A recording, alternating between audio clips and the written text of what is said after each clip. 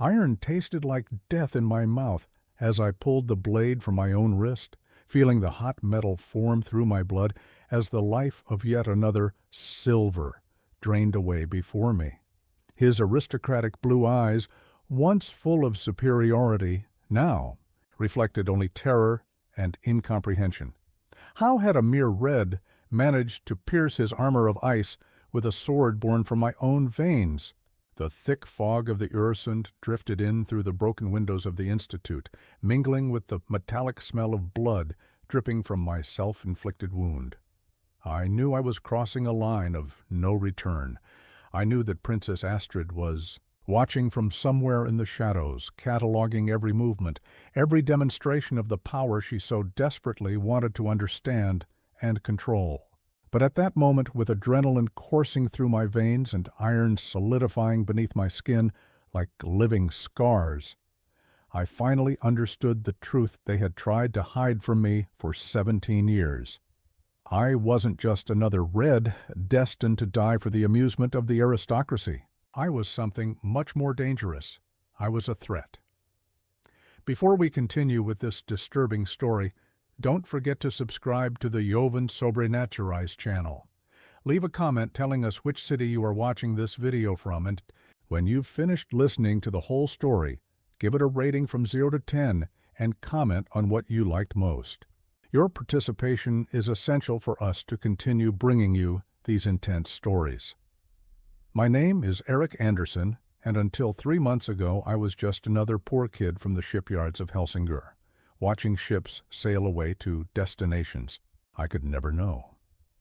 I lived with my father, Lars, in a moldy 2-room apartment that smelled perpetually of fish and cheap beer. Dad worked, when he could find work, repairing the rusty hulls of merchant ships that anchored in the harbor. I saw him come home every night with his hands cut by rusty metal, his shoulders hunched from the weight of a lifetime of being treated like disposable trash by noble bosses who didn't even know his name. It was on one of those nights, when I was 16, that I discovered there was something deeply wrong with me. Dad had come home with a swollen face and a bleeding lip. One of the shipyard's silver supervisors had publicly humiliated him, calling him useless red trash in front of all the other workers. I felt such pure, incandescent rage that my vision turned red, literally red. As the rage took hold of me, I felt something hot and metallic rising in my throat. I ran to the bathroom thinking I was going to throw up, but when I looked in the cracked mirror, I saw my normally blue eyes glowing an unnatural red. And then, without understanding how or why, I pressed my fingernail into the palm of my hand until I drew a small cut. What happened next changed my life forever. The blood that flowed from the cut wasn't liquid red as it should have been. It was a silvery, viscous substance that immediately began to solidify on contact with the air. In a matter of seconds, I had a small blade of pure iron growing directly from my palm, formed from my own blood. I screamed in terror and fascination at the same time. The blade was perfectly sharp, perfectly balanced, and I could feel it as if it were an extension of my own body. When I concentrated, it dissolved back into metallic blood and was reabsorbed by the wound, which healed instantly, leaving only a small silver mark. For months, I practiced in secret. I discovered that I could create not only blades, but any metallic shape I could clearly visualize: knives, hammers, even small pieces of armor that formed around my arms like a second skin. But each use left a mark. Each manifestation of power left small metallic scars that gradually replaced parts of my human skin with metallic tissue that glowed with a light of its own under the moon. I was careful, discreet. I knew instinctively that revealing this ability would be tantamount to signing my death warrant, or worse. In Denmark, young people with supernatural powers disappeared regularly. Some said they were taken to serve the crown. Others whispered they were used in experiments. No one really knew because no one who left ever came back to tell. That's why when I heard the knock on our door that rainy October morning, my blood ran cold before I even opened it, to see the two men in navy blue military uniforms waiting outside. "Erik Andersen?" asked the taller one, a middle-aged man with burn scars covering half his face. "By order of Her Royal Highness, Princess Astrid Olsen, you are being summoned for compulsory service at the Royal Institute of Special Abilities." My mouth went dry. "I don't have any special abilities." The man smiled, but there was no warmth in his expression. "All young people between the ages of 16 and 18 are required to undergo aptitude testing, Mr. Andersen. It's standard protocol." Lies. I knew it was a lie. I knew dozens of boys my age in the neighborhood, and none of them had been summoned for any tests. This could only mean one thing. Somehow, they knew about my powers. "And if I refuse?" I asked, even though I knew what the answer would be. The second soldier, younger but with dead eyes that had seen too much, put his hand on the hilt of his sword. "Refusal is not an option, Mr. Andersen. You can come with us voluntarily, or we can use other methods of persuasion." Dad appeared, behind me, still wearing his dirty shipyard uniform. When he saw the soldiers, his shoulders slumped even further, as if preparing for another blow from life. "Erik is a good boy," he said hoarsely. "He hasn't done anything wrong." "No one is saying he has, sir," replied the older soldier. "The Institute is an opportunity. Selected young men receive elite training, higher education, the Askibui, chance to serve the crown directly. It's an honor that felt more like a sentence." I saw in my father's eyes the same despair I felt, but also the resignation of someone who had learned not to fight the inevitable. He knew, as I did, that there was no real choice. Can I say goodbye?" I asked. The younger soldier consulted a gold wristwatch. 5 minutes. When I closed the door, Dad hugged me with a strength he hadn't shown in years.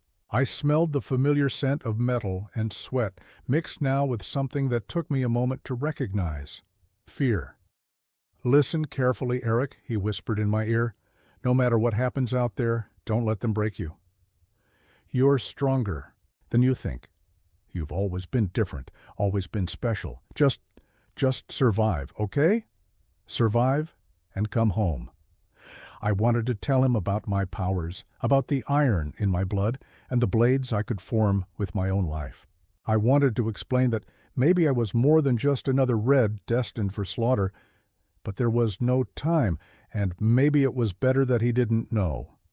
If I didn't come back, at least he could continue to believe that his son was just another innocent victim of the system, not something potentially dangerous enough to threaten the social order itself. The trip to the Institute was made in absolute silence. The military vehicle drove through the streets of Helsingør that I knew so well, past the port where my father worked, past the shops where we bought food when we had money, past the alleys where I had grown up dreaming of a different life.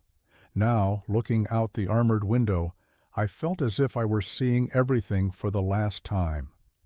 Kronborg Castle loomed through the fog like a stone monster emerging from the sea. I knew it, of course.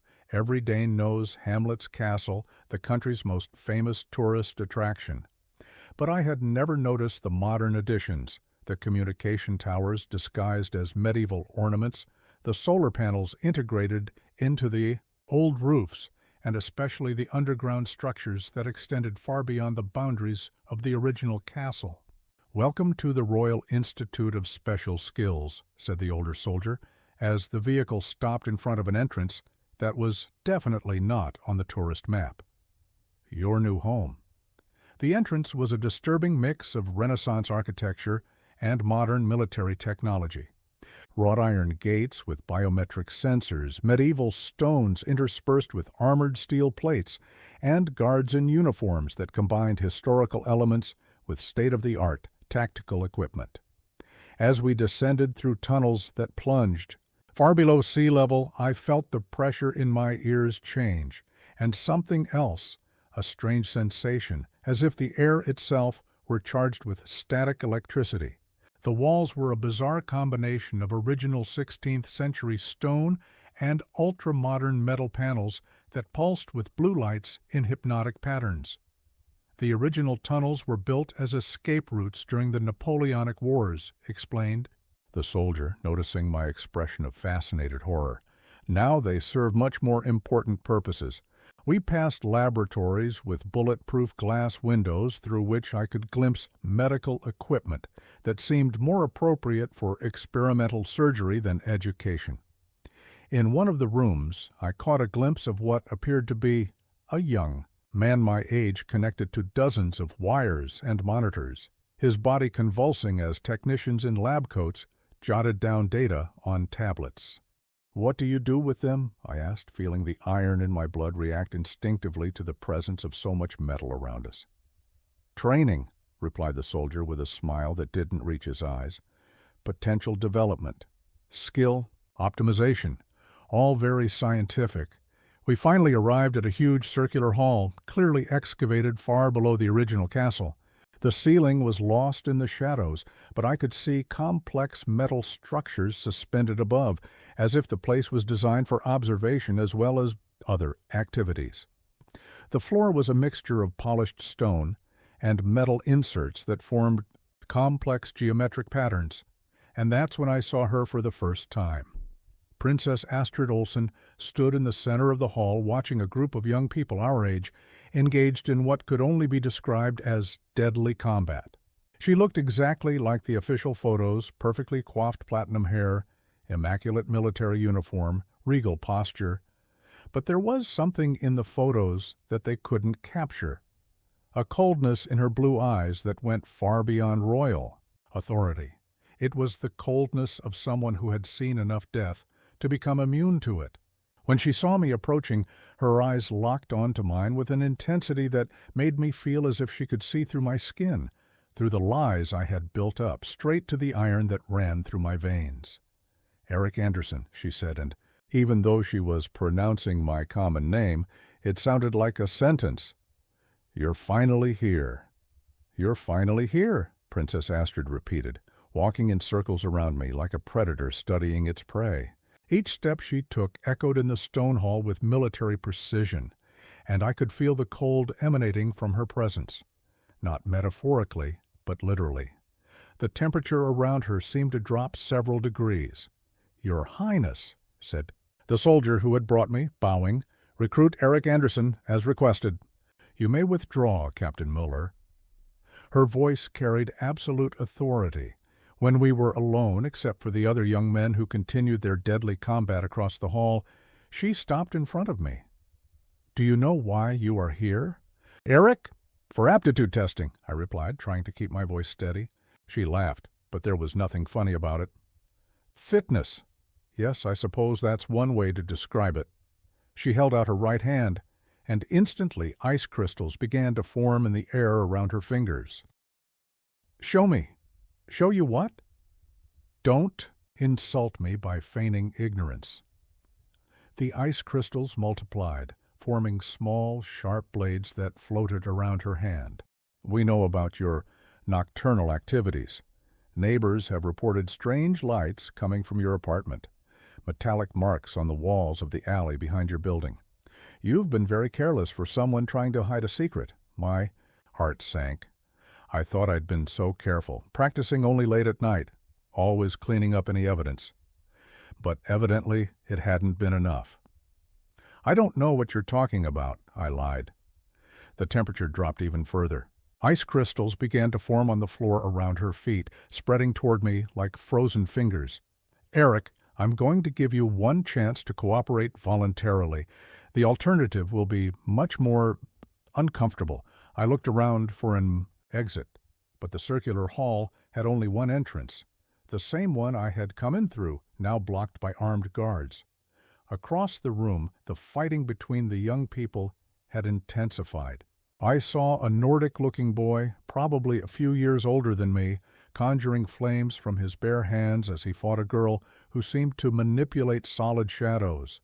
Both were covered in wounds, and there was something in their eyes, an animal desperation, as if they knew only one would leave there alive. "Are they the Reds?" I asked. "Some of them." Astrid followed my gaze. "Others are Silvers in advanced training. It doesn't matter where they come from. Here, Everyone bleeds, the same color when they're cut. And what exactly is the purpose of all this? Accelerated natural selection, she gestured toward the combatants. Denmark faces threats that cannot be fought with conventional soldiers. Terrorists with supernatural abilities, foreign. Agents with genetically modified powers, creatures emerging from the Arctic thaw with capabilities that defy scientific understanding. We need an elite force capable of responding to these threats. Children forced to kill each other doesn't sound like an elite force? No. Her eyes flashed with something that could have been amusement.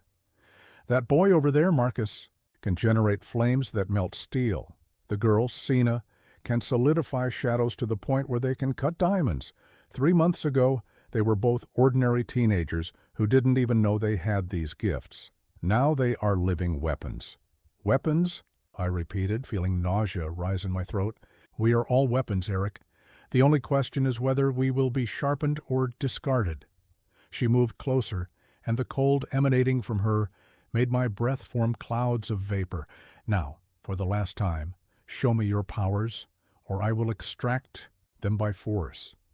There was no choice.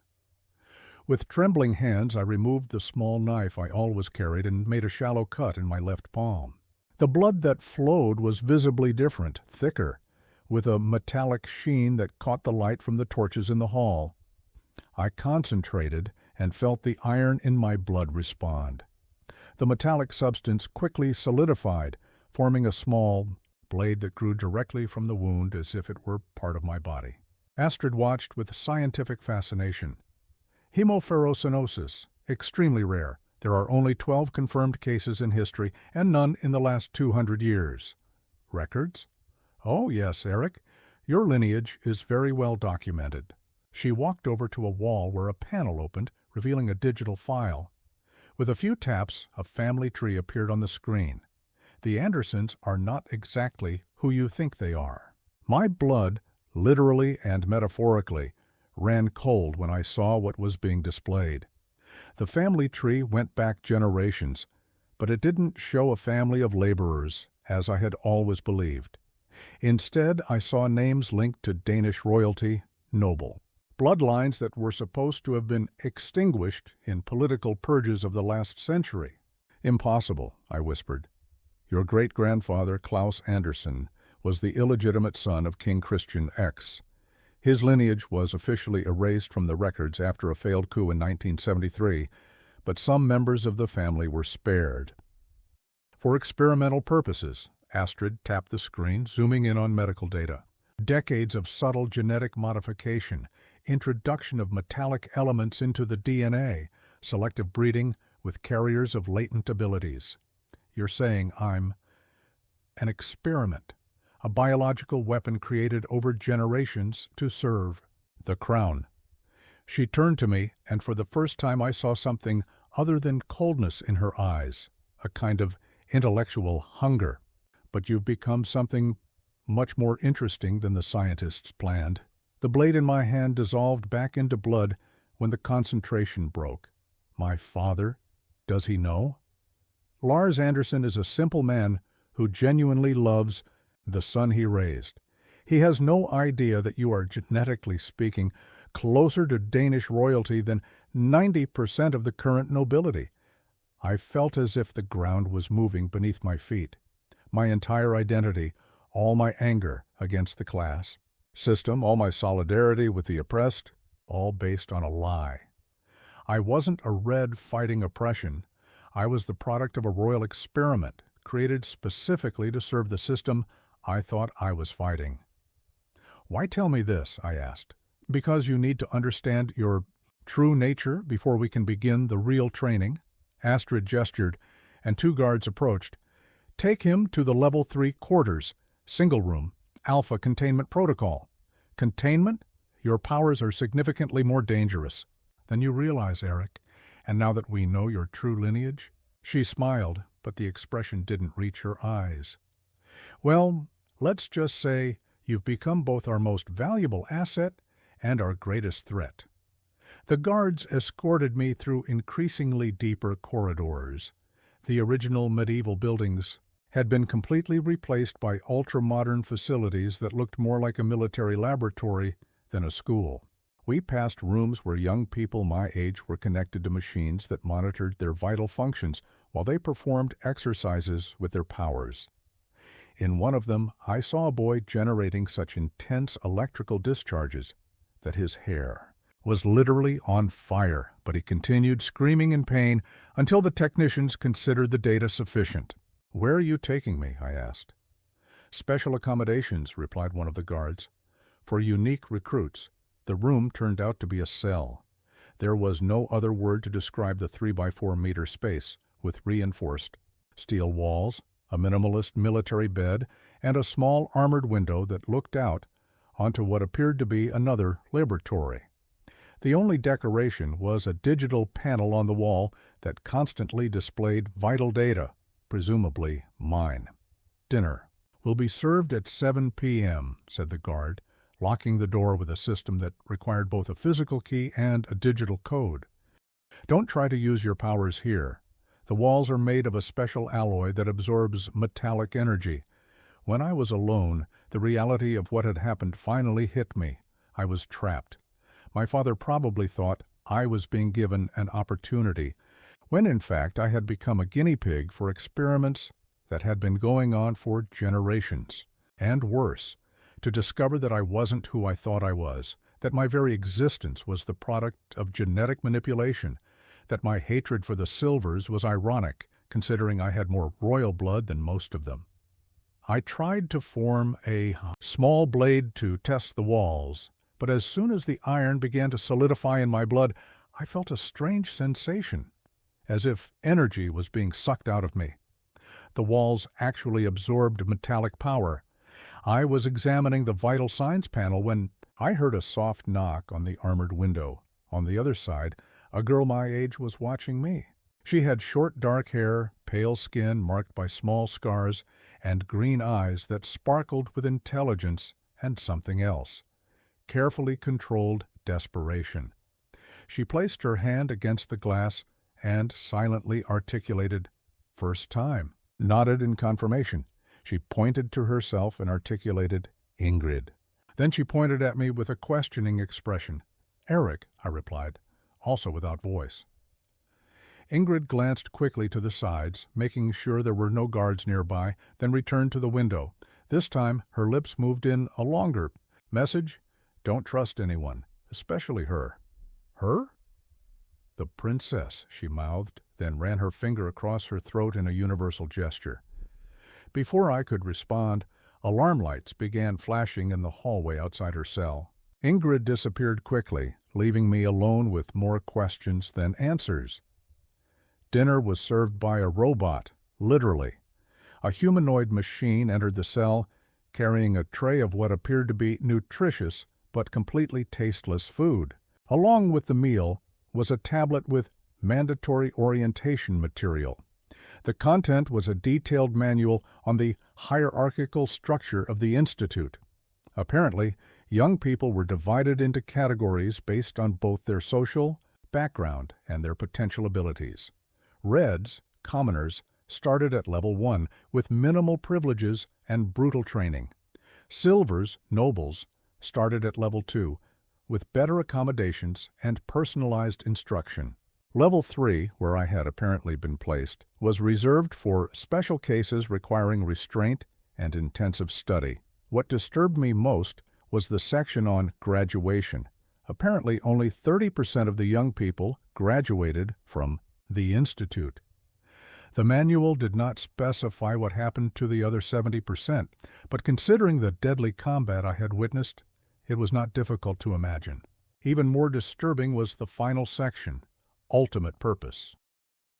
Graduates did not become soldiers or agents as I had assumed. They became elite genetic material for the next development cycle. In other words, breeding farms to create the next generation of biological weapons. I was absorbing this horrific information when my door opened again. To my surprise, it wasn't the robotic guards, but Princess Astrid herself. "I hope you're finding the reading enlightening," she said, noticing the tablet in my hand. "You're creating people like cattle," I replied, not trying to hide the disgust in my voice. "We are ensuring the survival of our nation through methods that civilians would not be able to comprehend." She sat down in the only chair in the cell, her posture perfectly upright, even in such a degrading environment. "Do you have any idea of the threats we face, Erik? Of the things emerging from the melting ice of Greenland? Of the Russian agents who can alter their molecular form? Of the ancient Norse cults that have awakened powers that should not exist?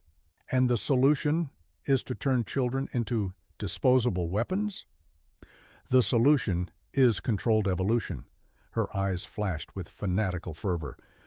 "Darwin was right about natural selection, but he was wrong about the time it would take. We can speed up the process. In a few generations, Danish humanity will be fundamentally superior, stronger, faster, with abilities that will render all conventional threats obsolete. And those who don't evolve? Extinction is the price of failed evolution." She stood up, walking over to the armored window where Ingrid had appeared. "Your new acquaintance, for example, Ingrid Larsen. Ability, bone density manipulation. She can make her bones as hard as diamond, or as flexible as rubber, very useful in combat.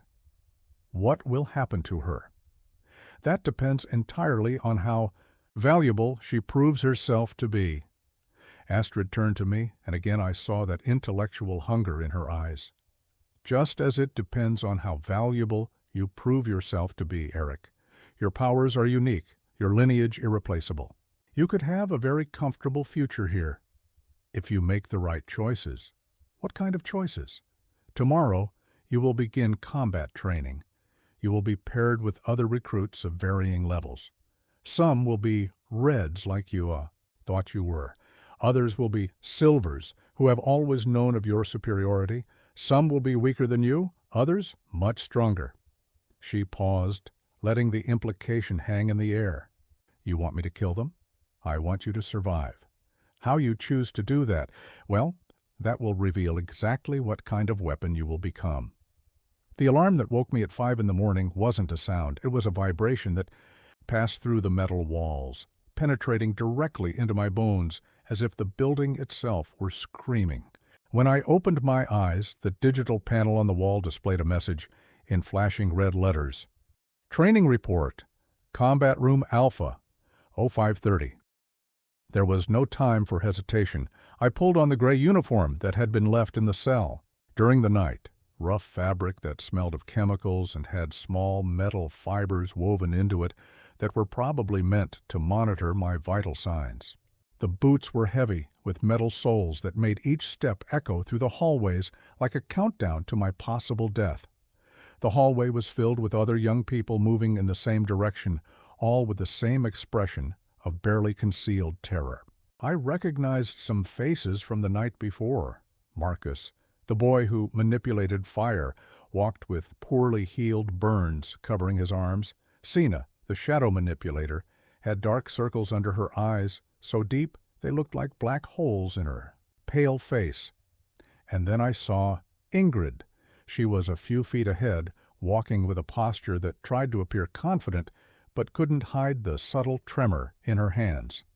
When our eyes met, she made an almost imperceptible gesture with her head. Warning. The Alpha Combat Room was a circular amphitheater carved even deeper into the rock, with bleachers rising in concentric levels until they disappeared into the darkness of the ceiling. The floor was a polished stone arena, marked by dark stains. I preferred not to identify. Around the edge were medical stations, equipped with the kind of technology you'd expect to see in a military trauma unit. Astrid stood in the center of the arena, wearing a black combat uniform that emphasized her lethal authority. Beside her stood 3 instructors who looked like they had stepped straight out of a nightmare. A bald man with half his face replaced by cybernetic implants, a woman with arms that glowed with metal modifications visible beneath her skin, and another man whose eyes were completely white, with no irises or pupils. "Welcome to the first day of combat selection," Astrid announced, her voice echoing through hidden speakers. "Today, you will learn the difference between power and skill, between survival and victory." She gestured to us, the 23 young people grouped nervously at the entrance to the arena. "You will be divided into pairs. Each combat will last until one of the participants is incapacitated or killed. Those who refuse to fight will be immediately eliminated." Eliminated. The word hung in the air like a promise of death. "The pairs have been carefully selected based on our study of your abilities and psychological profiles. The goal is not only to test your strength, but your willingness to do whatever it takes to survive." A holographic panel appeared in the air listing the pairs. My name was third on the list, paired with someone named Victor Lindqvist, Level 2 Gravitation Manipulation. "Victor Lindqvist," Astrid called out. "Erik Andersen, you are the first match." My blood ran cold. Across the arena, a young man stood out from the group. Victor was visibly a silver, better-cut uniform, confident posture, perfectly combed blonde hair. But there was something in his eyes that made me realize this wasn't going to be a simple fight between social classes. There was hunger there, a desperate need to prove something. "Fighters, enter the arena," ordered the cybernetic enhanced instructor. I walked to the center of the stone circle, feeling the weight of 22 pairs of eyes watching me. Victor took his place opposite me, and when he smiled, I saw that his teeth had been sharpened to points like a predator's. "A pathetic red," he said loud enough for everyone to hear. "This won't even be fun. Combatants, prepare yourselves," announced Astrid. "Remember, only one of you will leave this arena alive." The bell that signaled the start of the fight sounded like a funeral dirge. Victor moved first, extending his hands toward me. Immediately, I felt an invisible force pulling me towards the ground, as if my own weight had increased fivefold. My knees buckled, and I found myself struggling just to stay on my feet as the gravitational pressure increased. "Pathetic," Victor laughed, intensifying the power. Did they really think a nobody's son could compete with me? The pain was unbearable. I felt as if my bones were being crushed by my own body weight. But I also felt something else. Anger. Not just for the physical humiliation, but for the arrogance, the casual contempt in his voice, the way he saw me as less than human. And that's when I realized Victor didn't know about my true powers. Astrid hadn't shared the information about my lineage or unique abilities. To him, I was just another red destined for slaughter. With superhuman effort, I managed to reach into my pocket where I kept the small knife. The cut was too deep. In desperation, I had opened a wound that ran from my wrist almost to my elbow. The blood that spurted out was visibly metallic, glowing with its own light even under the artificial lighting of the arena. "What the hell, Mose?" Victor began to say, but his words were cut off when the iron in my blood solidified into a 2-meter spear that formed directly from my wounded arm. The pain was indescribable. It was as if my own bones were being replaced by molten metal. But the look of utter shock on Victor's face was worth every second of agony. I used the moment of surprise to launch myself forward, ignoring the gravitational pull. The iron spear pierced Victor's left shoulder, passing completely through and embedding itself in the stone behind him.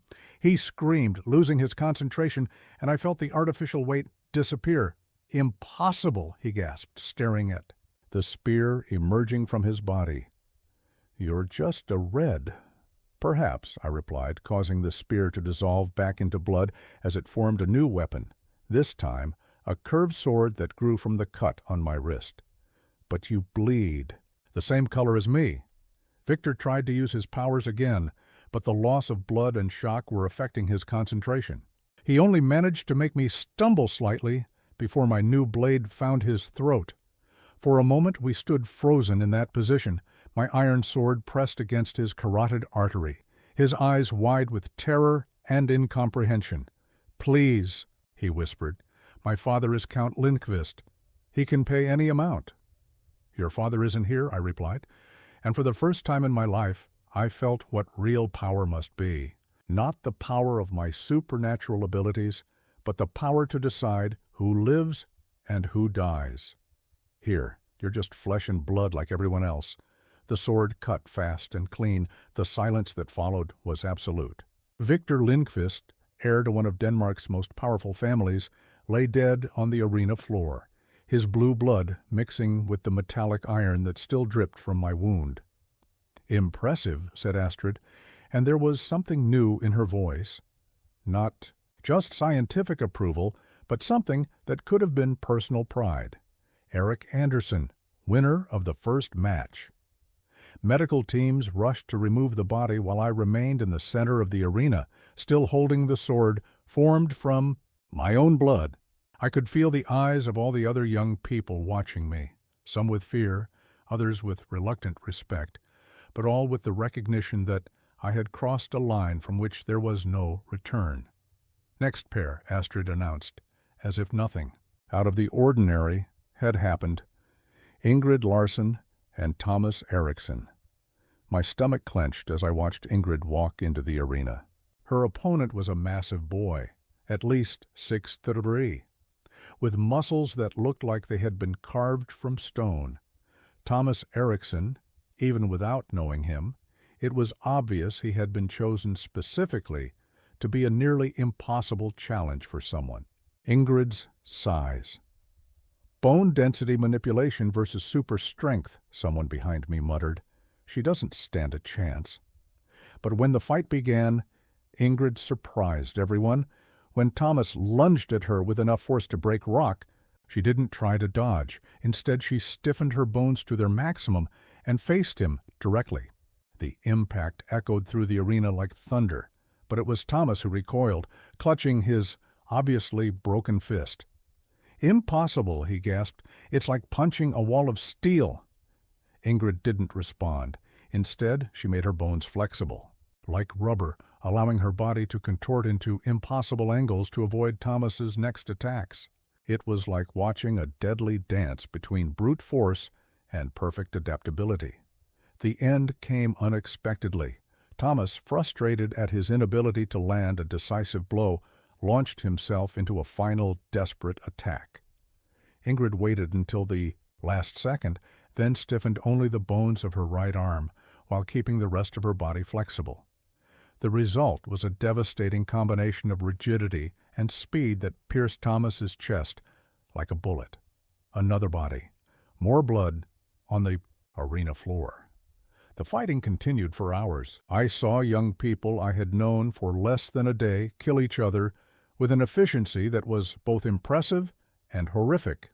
Marcus, the fire manipulator, literally melted his opponent.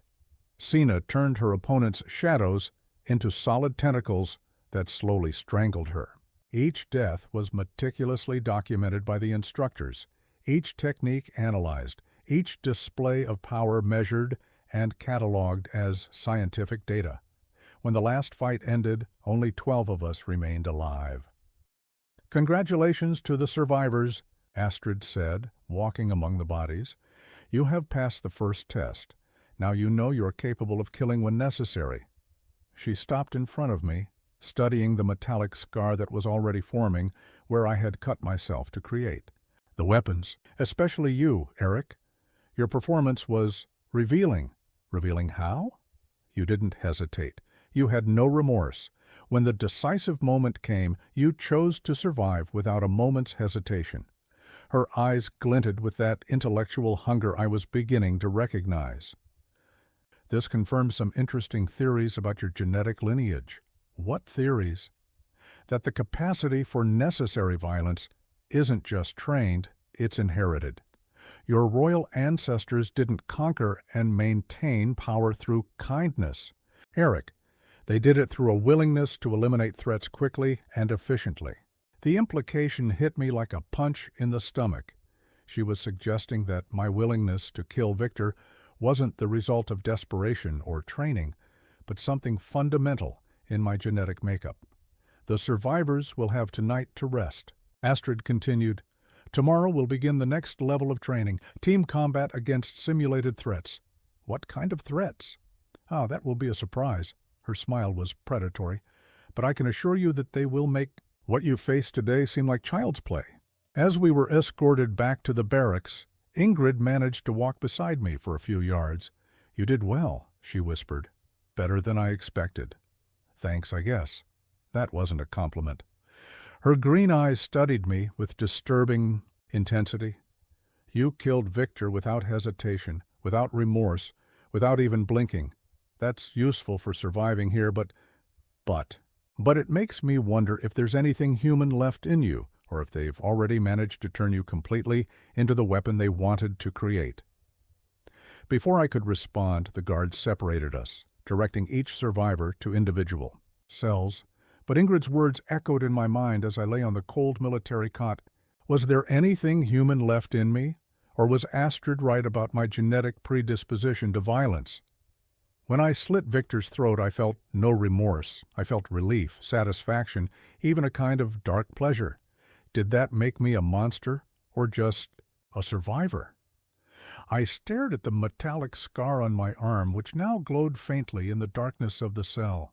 I could feel the iron coursing through my veins, gradually replacing parts of my original human circulatory system. Each use of my powers transformed me a little more into something that was not entirely human.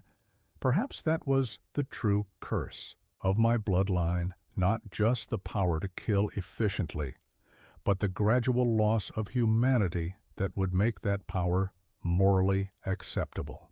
In the darkness of my prison cell, as I listened to the distant sounds of more experiments being conducted on even deeper levels of the Institute, I began to understand that the real battle would not be against other young people with supernatural powers. It would be against my own transformation into exactly the kind of weapon Princess Astrid wanted me to become. The second alarm came 3 hours before dawn, but this time it wasn't just a vibration. It was the sound of emergency sirens that pierced the bones and made the teeth ache. Red warning lights transformed the underground corridors into a blood-painted nightmare. "All survivors report immediately to the Delta simulation room." Astrid's voice echoed through the loudspeakers, but there was something different in her tone, an urgency that hadn't been there the day before. When we arrived at the Delta room, I found out why. It wasn't a room. It was a perfect replica of a section of Copenhagen streets, complete with apartment buildings, shops, even abandoned cars. But everything was covered in a strange mist that smelled of sulfur and burnt metal. "Congratulations on surviving the first test," Astrid said, but her attention was divided between us and multiple screens displaying data I couldn't interpret. "Today, you will face something that all Institute graduates eventually encounter in the real world." Behind her, the 3 instructors looked more tense than they had the day before. The man with cybernetic implants was constantly checking a device that flashed warning lights. "In the last 72 hours," Astrid continued, 3 Danish military installations have been attacked by entities that don't fit any known classification, creatures that emerged from the melting ice tunnels in northern Greenland. Our intelligence suggests that these are the first signs of something much worse coming our way." One of the screens showed satellite images that made me choke. Through the cracked ice of Greenland, something dark and massive was moving, something the size of an entire city. "Today's simulation isn't just training," Astrid said, and for the first time I heard what could have been genuine fear. Her voice? "It's preparation for a war that could decide the future of humanity." The ground beneath our feet began to shake, and through the fog of the simulated city I saw shapes moving. They weren't human, they weren't even terrestrial. They were something that seemed to have been ripped straight from the deepest nightmares of evolution. Creatures with tentacles that glowed with bioluminescent light, multiple eyes that flashed in hypnotic sequences, and something worse, a clearly visible intelligence behind those alien eyes. "You will work in teams of 3, announced the instructor with white eyes. "Objective: survive for 1 hour while the entities try to eliminate you or other things." "Other things?" asked Marcus, who was still recovering from the burns he had suffered the day before. "Infection," replied the instructor with metal arms. "These creatures don't just kill, they transform. They convert organic matter into something different. I felt my metallic blood react instinctively to fear, small blades forming involuntarily under my skin before I could control them. The teams are Marcus, Sina, and Helen. Astrid read from a list. Ingrid, Erik, and David. The other 3 will form the final team. David was a skinny boy I had seen manipulating sound waves the day before. His powers seemed useful for communication and disorientation, but against creatures of that size and with that apparent resistance, I doubted they would be enough. "Teams, enter the simulation zone," Astrid ordered. "Remember, any injuries you sustain here will be real. The pain will be real. And if you are infected by the entities, the effects will be permanent." The simulated city was even more disturbing on the inside. The buildings looked real, but there was something fundamentally wrong with their proportions, as if they had been constructed by something that understood human architecture only theoretically. Windows were positioned at impossible angles. Doors were either too large or too small, and there was a constant echo that suggested spaces much larger than should be possible. "We need to find defensible positions," whispered Ingrid, checking the surroundings. "Something that gives us a tactical advantage." "I agree," said David, his voice carrying sound waves that made me realize he was using his powers to mask our conversation from any surveillance. "But first, we need to understand what we're fighting against." We didn't have to wait long to find out. The first creature emerged from a manhole with a sound that was like breaking glass, mixed with human screams. It was the size of a small car, with a body that appeared to be made of exposed muscles covered by a carapace that shimmered with hypnotic patterns. But most disturbing were the pieces of Danish military equipment that were partially integrated into its anatomy, fragments of uniforms, pieces of weapons, even what appeared to be parts of soldiers. "My God," David gasped, "that used to be human." The creature saw us and emitted a sound that made my bones vibrate. In response, I heard similar echoes coming from all over the simulated city. We weren't facing one creature, we were facing a pack. "Run," Ingrid said, but it was already too late. 3 creatures appeared simultaneously from different directions, moving with a speed that defied their apparent mass. David tried to use sound waves to disorient them, but they seemed to have no effect. Ingrid stiffened her bones and braced herself for impact. I did the only thing I knew how to do. I cut deeply into my arm and let the iron flow. The blade that formed was larger than anything I had ever created before, a 2-meter sword that glowed with its own metallic light. But when the nearest creature lunged at me, my weapon simply passed through it. It didn't cut. It didn't pierce. It passed through, as if the creature were made of solid mist. "They can alter their molecular density," Ingrid shouted, dodging the claws that managed to solidify at the last second to tear her apart.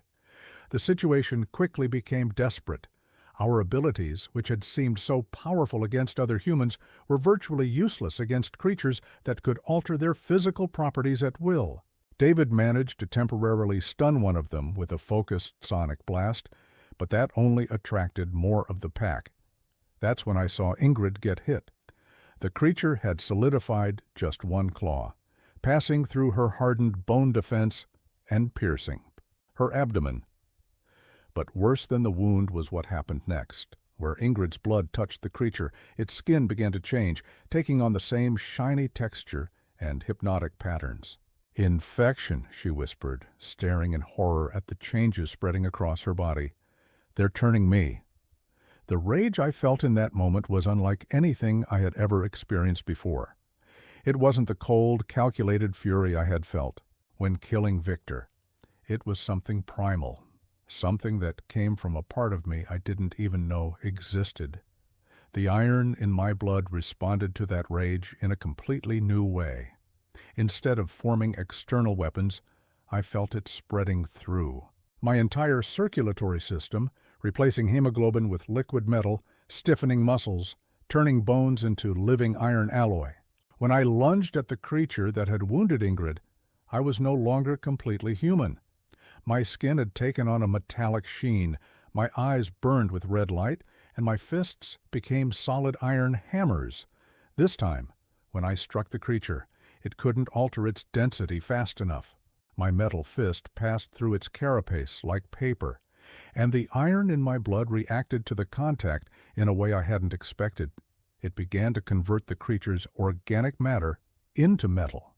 The creature screamed, a sound that should not have come from an earthly throat as its flesh crystallized into iron. In a matter of seconds, it was completely metallized, motionless like a grotesque statue. But the effort cost me dearly. I felt as if every cell in my body was being replaced by metal, and the pain was indescribable. Worse still, when I looked down, I saw that my hands had not returned to normal. They remained metallic, glowing with the same strange light as the dead creature. "Erik!" David shouted behind me. "There are more coming!" I turned to see at least a dozen creatures emerging from the shadows of the simulated city, all drawn by the sound of their companions' death. And these were larger, more developed, with more military equipment integrated into their bodies. I tried to form more iron weapons, but found that I had exhausted some critical limit. The metal in my blood was reacting erratically, forming painful crystals under my skin instead of useful blades. "I can't fight them all," I gasped, feeling my strength rapidly ebbing away. It was then that Ingrid, despite the infection spreading through her body, did something extraordinary. Instead of trying to resist the transformation, she embraced it. She allowed the alien changes to integrate with her bone-manipulating powers. The result was a hybridization that defied comprehension. Her bones became simultaneously flexible, like the creature's, and hard as diamond, but retained their essentially human anatomy. She became something between human and alien, a bridge between two life forms. "I can understand them now," she said, her voice echoing with strange harmonics. "They're not hostile by nature. They're scared." "Scared of what?" I asked, struggling to maintain consciousness as more iron painfully crystallized in my system. "Of what's coming after them." Ingrid reached out to the approaching creatures, and to my surprise, they hesitated. "They're running from something much worse." Through the connection Ingrid had established, I caught glimpses of fragmented images, a darkness moving through the Greenland ice, something so ancient and vast that it made these creatures look like insects in comparison. And behind that darkness, a presence that radiated hunger for energy, for life, for entire planets. "The simulations are over," Astrid's voice echoed through hidden speakers. "Return immediately for decontamination." But when I tried to move, I found I couldn't. The metallic transformation had gone too far. My feet had literally fused to the metal floor of the simulation, and I could feel my human consciousness struggling against something that wanted to transform my brain into a network of iron circuits. "Erik!" Ingrid, despite her own transformation, tried to help me. But when she touched my metallized skin, I felt an electric shock that violently separated us. "System incompatibility," David muttered, his sonic powers detecting something our other senses couldn't perceive. "The two transformations are rejecting each other." It was then that I realized the true magnitude of what was happening. We weren't just guinea pigs in training experiments. We were prototypes for different types of warfare against threats that would require different types of modified soldiers. And now 2 of the prototypes had developed beyond what was planned, becoming something even Astrid hadn't anticipated. The medical teams that rushed to extract us from the simulation were wearing full containment suits, as if we were dealing with radioactive material. As they carried me onto a special stretcher, I heard fragments of their conversations. Metallization. Level 73%, well beyond safe parameters. The hybrid is communicating on frequencies that shouldn't exist. The princess wants both of you in immediate quarantine. When I regained partial consciousness, I was in a room that was clearly designed to contain something extremely dangerous. The walls were made of a substance that absorbed both metallic and biological energy, and I was connected to machines that monitored not only my vital signs, but also the molecular composition of my blood. Astrid stood on the other side of armored glass, watching me with an expression that mixed scientific fascination with something that could have been fear. "Erik," she said through an intercom, "you've exceeded all of our projections. The metallic transformation should have stopped at 40%. Instead, you've become something fundamentally new." "Where's Ingrid?" I asked, noticing that my own voice echoed with metallic tones. "In similar containment, but separate. The two transformations appear to be mutually destructive when in close proximity." Astrid consulted a tablet. "This presents interesting complications for our plans." "What plans?" "Erik, what's coming from Greenland cannot be fought with conventional weapons, not even with conventionally modified humans. We need something that can face a threat that operates on levels of reality we barely understand." She paused, studying data on her tablet. "You and Ingrid have become something we didn't plan to create, but we may desperately need. The question now is, are you still human enough to choose to fight for humanity, or have you become something completely different?" I looked down at my hands, which now glowed with metallic patterns that pulsed with a life of their own.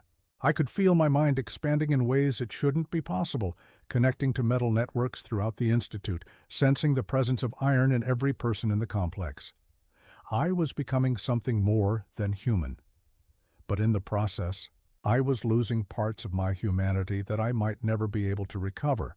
And somewhere deep beneath the Greenland ice, something ancient and immense was awakening, and all our transformations and preparations might not be enough to stop what was coming. 3 days passed in containment before everything changed forever. 3 days of endless tests, of needles breaking as they tried to pierce my metallized skin, of brainwaves showing patterns that should not exist in organic matter, according to the scientists whispering from the other side of the bulletproof glass. It was in the early hours of the 4th day that the alarms began, not those of the Institute, but something much deeper and more ominous, a sound that seemed to come from the earth itself, vibrating through miles of rock until it reached our underground facility. Through the bulletproof window of my containment cell, I saw Astrid running through the corridors in controlled panic, talking rapidly into a military communicator. Her regal composure had cracked, revealing the genuine fear she had hidden so well. The intercom in my cell crackled. "Erik, I need you to listen to me very carefully. The situation has changed dramatically." "Changed how?" I asked, my voice still echoing with metallic tones that were becoming more pronounced with each passing day. "The Greenland thing. It's accelerated. Our satellites show that it emerged completely from the ice 6 hours ago. It's moving toward Denmark at a speed that should be impossible for something that size." She paused, and for the first time since I'd known her, I heard genuine vulnerability in her voice. "Our conventional forces lasted 17 minutes against the vanguard. Erik, this will be here in less than 12 hours, and you and Ingrid are literally our only hope. And if I refuse, then Denmark falls, then Sweden, Norway, and gradually all of Europe. We're looking at an extinction event, Erik, not for a few countries, but for human civilization." The bulletproof glass began to retract, and for the first time in days, there was no barrier between us. Astrid entered the cell, and I could see that her hands were shaking slightly. "I need you to understand something," she said, sitting down in the metal chair that adjusted to her presence. "Everything we've done here, all the experiments, all the deaths, it wasn't just about creating soldiers. It was about creating something capable of facing a threat we knew was coming. You knew? My royal family has records dating back 1,000 years. Records of something that sleeps beneath the ice, something that awakens with every ice age. The last time it emerged, it caused what you know as the Dark Ages." Her eyes met mine. "This time, it has learned. This time, it is bringing an Ila army. I felt a familiar vibration, not through my ears, but through the iron network that now made up a large part of my nervous system. It was Ingrid, somewhere deep within the Institute, trying to communicate with me. "Where is she?" I asked. "Omega Lab, 6 levels down. She's undergone even more dramatic changes than you have." Astrid hesitated. "Erik, I need you to know, if you agree to do this, if you agree to face this thing, the chances of you surviving are slim. And even if you do survive, you will never be truly human again. And if I don't, then no one will be human for much longer." The choice, in reality, was not a choice. Despite everything Astrid and the Institute had done to me, despite all the lies and manipulation, there was one simple truth. Somewhere up there, my father was still alive, along with millions of other innocent people who had no idea what was coming their way. "Take me to Ingrid," I said. The Omega Lab was a cathedral of military technology and biological modification. But at the center of all that scientific complexity, there was something that made me stop in my tracks. Ingrid was suspended in a transparent containment chamber, but she had been transformed into something that was simultaneously beautiful and terrifying. The alien infection had spread throughout her body, but instead of destroying her humanity, it had hybridized with it in a way that created something completely new. Her skin glowed with constantly changing patterns. Her bones were visible through her translucent flesh like an internal armor of living light. And her eyes contained depths that suggested a consciousness expanded far beyond normal human limits. When she saw me, she smiled, and it was like watching galaxies align. "Erik," she said, her harmonious voice echoing at frequencies I could feel through the iron in my blood. "You can feel it too, can't you? The thing that's coming?" I could. Through the metallic web that now connected my consciousness to the material world, I felt a massive presence approaching, something so ancient and vast that it made the entire earth tremble with its footsteps. "What is it?" I asked. "Something that has been dormant since before human civilization existed, something that sees entire planets as food." The patterns on her skin pulsed faster, but also something that can be stopped if we are willing to pay the price. Astrid approached the controls of the containment chamber. "The plan is simple, in theory. You two represent different forms of forced evolution. You, integration with metallic technology. Ingrid, hybridization with alien biology. Together, you can theoretically create an energy field that neutralizes the entity's existential matrix." "In normal language?" I asked. "You can cancel your existence," Ingrid translated, "but the process will cost you everything you are. Define everything. Your consciousnesses will be scattered across dimensions that have no names. You will cease to exist as individuals. In exchange, the entity will be banished back into the void between realities, and humanity will survive." The containment chamber opened with a sound like wind through crystal chimes.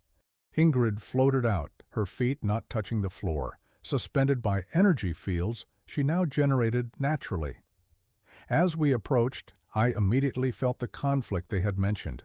My metallic energy and her hybridized biological energy repelled and attracted each other simultaneously, creating distortion fields that made the very space around us ripple like water. "You have maybe 3 hours before it gets here," Astrid said. "The ideal interception point would be above the Ursund, where the energy of the water can amplify your combined powers." "And then?" Ingrid asked. "Then you save the world, or die trying." We rose through the levels of the Institute until we reached the surface for the first time since I had been brought here. Kronborg Castle was unrecognizable. The entire structure had been converted into an emergency military base, with communications equipment stretching into the clouds, and soldiers running in all directions with the desperate efficiency of people who knew they were facing the end of the world. But it was when I looked toward the horizon that I truly understood the magnitude of what we were facing. In the north, where there should have been only clear sky, a darkness was approaching that was not natural. These weren't clouds. It was a distortion in space itself, as if reality was being bent around something so massive that our dimension couldn't contain it completely. And within that darkness, occasionally, lights flickered, lights that suggested intelligence, purpose, and a hunger that had spanned cosmic ages. "My God," I whispered. "God has no jurisdiction over this," said Ingrid, and when I looked at her, I saw that the patterns on her skin were reacting to the entity's proximity, glowing more intensely. This predates any deity humans have ever imagined. A military helicopter carried us over the waters of the Øresund. Below, I could see ships from the Danish fleet forming a futile defensive perimeter, their cannons pointed at a threat they could not even comprehend, much less damage. "There," said Ingrid, pointing to a spot in the middle of the strait where the currents met. "I can feel the energy lines converging." We jumped out of the helicopter directly into the icy waters of the Øresund. But the water didn't affect us. My metallic skin repelled it, while Ingrid simply floated on the surface as if gravity were optional. It was then that we began the process that would cost us everything. Our conflicting energies, which had previously repelled each other, began to intertwine in ways that created patterns of reality that should not have existed. The iron in my blood connected to Ingrid's biological fields, creating a network that extended across the entire Øresund region. The pain was indescribable. I felt my consciousness stretching across dimensions that the human mind was not designed to perceive, parts of me scattered across parallel realities, while others connected to networks of existence that spanned entire galaxies. But it worked. When the entity finally emerged fully into our reality, a being of solid darkness the size of a mountain, covered in tentacles that extended through multiple dimensions simultaneously, our combined energy network enveloped it, like a multidimensional prison. The conflict didn't last seconds, it lasted eternities and instants at the same time. I felt the entity's presence pressing against our network, trying to break the barriers we had created between its cosmic hunger and Earth's reality. But our unique hybridization, metal and alien biology, technology, and forced evolution, had created something that not even a millennia-old intelligence had encountered before. Gradually, inexorably, the entity was pulled back into the void between realities. "Erik," Ingrid's voice echoed through dimensions that had no names. "I can feel our existence dispersing. In a few more seconds, we will no longer be here." "Do you regret it?" I asked, my own consciousness already fragmented between multiple realities. Of saving humanity? Never. Of not having had time to discover what we could have become. Together? Always. In the last moments of our existence as individuals, I felt something unexpected. Through the energy network we had created, I perceived echoes of other consciousnesses. Victor, whom I had killed in the arena, the creatures from the simulation, even the scientists from the Institute who had died trying to create weapons for this war. All of us, victims and perpetrators, murderers and saviors, were connected in a network that transcended life and death, good and evil. And in that connection, I found a strange form of peace. The entity was banished. Humanity survived. And Erik Andersen, the son of a shipyard worker who discovered he was descended from kings, ceased to exist as an individual to become part of something greater, a network of consciousness that protected Earth from threats that came from the eye, voids between the stars. 5 years later, the world recovered. The Institute was officially dissolved, its methods denounced as crimes against humanity. Astrid renounced the throne and disappeared, some say in search of redemption, others in search of other young people with unique powers. But on calm nights over the Øresund, Fishermen report strange lights dancing on the water, metallic and biological patterns that intertwine as if two consciousnesses are still conversing across dimensions, silently protecting a world that will never truly know the price of its salvation. The story of the Iron Crows Institute has become legend. But for those who know where to look, Erik and Ingrid are still there, not as people, but as eternal guardians, a hybridization of humanity, and transcendence that remains vigilant against threats that come from the depths of the cosmos. Some battles are won not through strength, but through the sacrifice of everything we are to become something the world needs us to be. And sometimes that's enough.